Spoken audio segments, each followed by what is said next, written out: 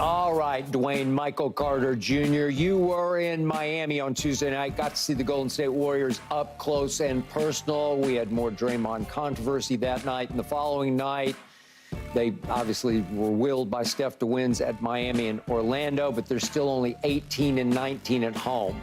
Okay, so before we get to Golden State's playoff chances, how did you, Wayne, see Draymond's ejection early in that game the following night? I looked at it as a quick, for lack of a better term, quick trigger, quick, just, reaction to his history. Huh. Also, I felt that ref, I think that the ref made a decision like, I don't want to hear it no more. I don't want to hear this. I don't want to go through the rest of this game hearing it. I don't want to deal with it. Okay, so you thought the ref should have given him a little more leniency, like waited another minute or so? No, I don't. I think the ref did what the ref was supposed to do because, like I said, it's the ref's call. So you can't. I don't like to make judgment on how the ref is reffing the game, but unless it's just an obvious bad call. But now, when it comes to the text and somebody fussing at the ref, and ref make the call on his own. On their own. So it's just that I think the reason it happened is because of his history. Yeah. Okay. So go bigger picture then. Warriors playoff shot. What do you give them? What's going to happen? Will they flip a switch, or do they have a switch to flip? Skip, I believe that we're flipping that switch for them right now. Yeah, I believe that even if they didn't know they had one, if they didn't plan on flip, I think that we, by all this talking about, I think that's what we're doing right now, and we're flipping it for them. Okay, and that could inspire them to do what? To go how far? To go as far as running into them Lakers in that championship. Yeah. They might have to see the Lakers in the play-in. They might. If they see them in the play-in, we're not going to have Curry or LeBron. One of them won't be going to the playoffs. Yeah. So we hope the Lakers push to 7. I'm thinking the Lakers pushing up. Yeah, I see them moving up. Yeah. Okay, so Wayne, as much as you still love Steph, I know your son really loves Steph. Are you still seeing a Steph that can carry this team through the play-in? Is he still, what is he, 35 now? Do you still see him playing at that high of a level? I do, Skip. That shot is pure. That shot is pure. That's unbelievable. He good. Once he starts seeing that basket and once he see one go through, you're in trouble. Okay. I just think they don't have a Robin. They don't have a Robin, Skip. Like, who is their Robin? Like, it was Poole in their championship run, because Clay kind of took a step back. It was Poole. It was. So who is their Robin? Are we saying it's Kuminga? Is it Chris Paul? Is it Klay Thompson? Would you settle on? Would you be able to settle on the idea of? I think the whole team as a collective can be his Robin. I mean, when you're making a championship run, you gotta have that Robin. You have to have Joker, have Murray. He does. It's just, and when they won, Poole was there. Poole was a presence. Yes. And you got to take that pressure off of Clay because Clay is a part-time Robin, whereas Poole, if he didn't play well, Clay can back him up and play well, where they don't have that now. So it's going to be tough on them just to make the playoffs without saying, okay, if I can just pin Steph in for 30, 35 in these big moments, who else can I pin in for a good 20 to 25 on that team? And I just don't see it. And I think they're going to be on the outside looking in. Yeah. I agree, Paul. I agree.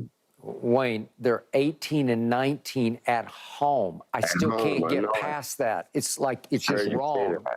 Yeah. Yeah, because they used to be very dominant at home. Like, God. Teams just come in there, sit at their kitchen table and kick the feet up. They do. Be like, man, let me get some orange juice.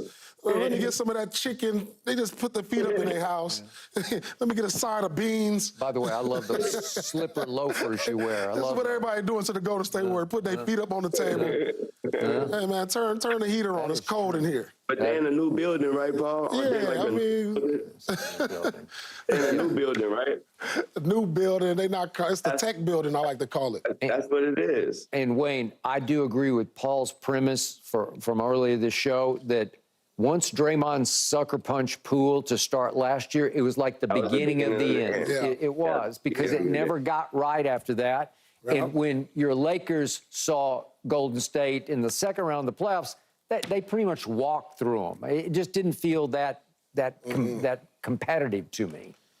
Also, I agree with, like I said, I agree with Paul when he said Jordan Poole was more, and he was more of that Robin, and even when he was off, you had Clay was able to step up for him. No, very good point. All right, hang tight for just a second because we got to talk about tonight's game. Lakers point underdog at Indiana. Now they're a 4-point underdog tonight at Indiana. So, Wayne, do they make it 6 in a row? Yep, they do. They make it 6 in a row because Indiana, they have hiccups a lot. And Indiana's a great team, but they be having these hiccups. Yeah, I agree. Tonight. I don't know which Indiana shows up. It's like one day they're this team that can beat anybody, the next day they can lose anybody. So you like the Lakers? I like the Lakers. If one of AD or LeBron plays, I like the Lakers. What if one doesn't? You wouldn't give Indiana better shots? Yeah. Because somebody is betting this thing on, somebody's betting a lot of money, I guess, on Indiana because it's going up and up and up, and I don't understand it because LeBron and AD are listed as questionable, so I think that would make them more probable to play tonight. And remember what they did to Indiana in the in-season tournament championship game? It was a wipeout. It was 123 to 109. I know it was neutral court in Las Vegas. Remember in that game, AD had 41 and 20. To your point about being the best player in the NBA, the best big man, that was spectacular. And I don't think Miles Turner can deal with him if, in fact, he's going to play. Oh, no. Not at all. This has already been a great trip. Once you beat Milwaukee, you beat Memphis, you got Indiana, you win, okay, but you got Brooklyn, Toronto, Washington. They should win all 3 of those. Wow. This to me is a pick 'em. Is it? Yeah. I think LeBron and AD will play, and I think the Lakers will win this. They can rest this game. They don't need them. Yeah. All right. Lakers are going to win it all this year. You heard it here first. I doubt it. That's it for Undisputed. We're back Monday at 9:30 Eastern. I have big eyes, Skip. I know they look low, but I have big eyes, so definitely I can see that. I always could see that with or without LeBron or nobody, anybody there. So I saw that with the young players. But of course, this time, especially what they did last year, Skip, it shouldn't be a surprise, but man, it surprised me. So when you see that, it's kind of like that. They got that Patrick Mahomes, that Tom Brady thing about just don't bet against them, that type of thing going on.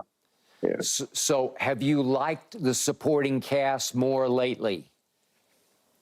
I have. They've been doing their thing. They're doing exactly what they're supposed to do. The role players are being more than role players. I have. And obviously, early this season, you called out AD, which I loved. I was going to say that. And you woke him up. You woke him up. You did. And you said it's time to get rid of him, which lit fire. And he has been on fire. And that night up in Milwaukee, my God, against Giannis, that was spectacular. And Paul came in the next day and said he looked like the best player in the league.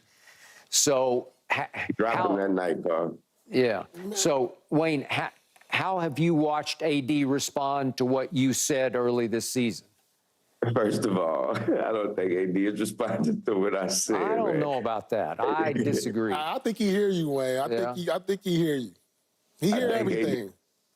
I think he just balling out, man. I think he going through which I was watching earlier when y'all was speaking about Zion and what Rachel was saying about Zion about after the playing tournament about him hearing everything and actually responding to that by doing more. I think that's what he's doing, just probably extra workouts and probably actually paying attention to what Brian said about keeping his body together and his health and all that type of thing. And I believe that's all it is. Man, I get what your frustration is about him because me too, Wayne. I see a player that I saw the other night in Milwaukee become just the best player in the world. And you like, why can't he do this every single night? Every night. Every night. It's like it gets frustrating because one night he's all world and the next night you're like, where'd he go? And so that's the most frustrating part about it because if the AD that showed up in Milwaukee show up that way with LeBron, then the West is going to have a problem. Ooh. Exactly. So, Paul, you had a stat yesterday that shocked me because I lost track and touch, but you had you look back, and AD's played in 96 of the last 100 games. 96 of the last 100 games before last night.